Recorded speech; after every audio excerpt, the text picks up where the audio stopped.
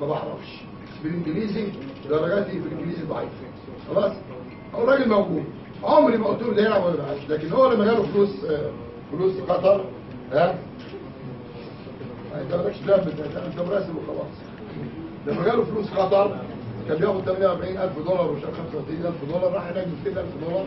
هو هرب، هو اللي هرب تمام.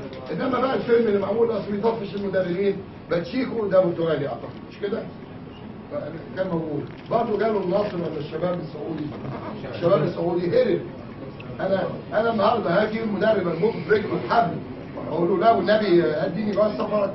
هو النبي الفيلم الهندي ده اللي معمول في اللبانه نعد 14 بقوا 15 يا جماعه. الراجل ده زي كل مدرب يجيب الناس بتوعه. لا عمري فرضت محمد صلاح ولا عمري فرضت اسماعيل، وادي الاثنين مش عشان تستريح. عشان تستريح رئيس النادي مش محتاج حد عصفوره يقول له الاخبار، لان انا اللي جبت فين انا اللي جاب خالد وانا اللي جاب علاء وانا اللي جاب ايمن، انا جايبهم كلهم. مش محتاج عصفوره، رئيس نادي محترم في نادي محترم.